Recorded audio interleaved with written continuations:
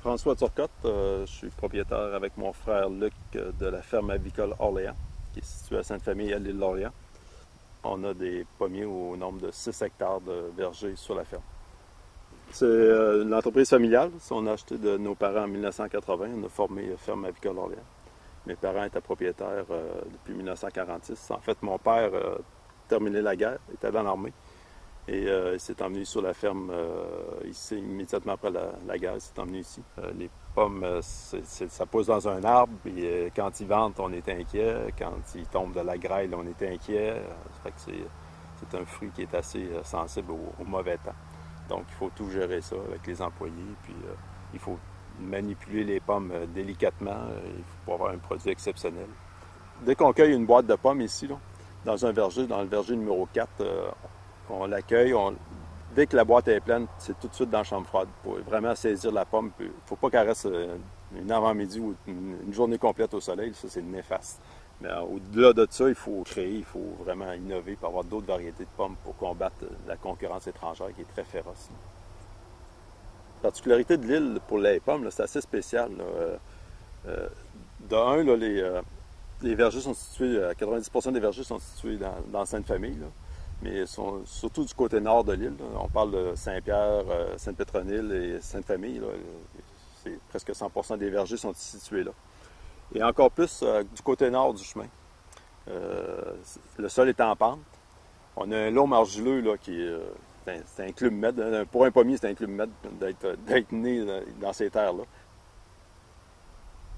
Savoir-faire d'Orléans, ça a commencé par un petit groupe de producteurs sur l'île qui, à un moment donné, qui trouvait que le nom de l'île d'Orléans était utilisé à différentes sauces.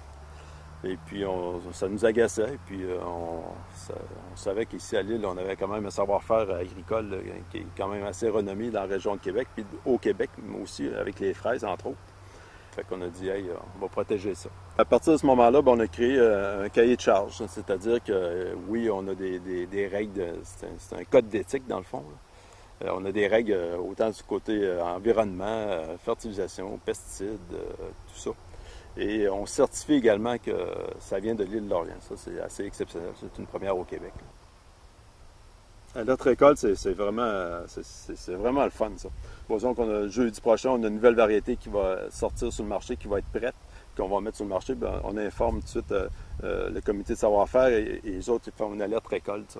Ça c'est vraiment spécial. Puis je pense que ça fonctionne. Puis on veut être authentique. Hein. C'est juste ça. On veut être authentique. On veut vous démontrer qu'on est. Quand on met une pomme en marché, elle est prête, elle est bonne, elle est savoureuse. C'est mon frère qui est au niveau des ventes là, au marché du Vieux-Port. S'il n'est pas là, on ne vend pas. Parce que le consommateur, ce qu'il veut, là, il veut être informé puis il veut savoir qu'est-ce qu'il mange. Maintenant, c'est vraiment. Ça a changé beaucoup dans les 15-20 dernières années. Je les essaye toutes. Oui, j'ai mange certains. Toutes les variétés. Faut vraiment goûter. On est capable de comparer d'année en année aussi. Je peux te dire que telle variété était meilleure l'an passé, meilleure cette année. Cette année, les pommes vont être excellentes. Là. Il y a du soleil. Les pommes vont être très, très savoureuses. Peut-être un peu moins juteuses, mais ils vont être très, très... Côté saveur, ça va être exceptionnel. Là. Je suis certain qu'en 2020, en 2030, ça va être un privilège d'être producteur sur l'île d'Orléans.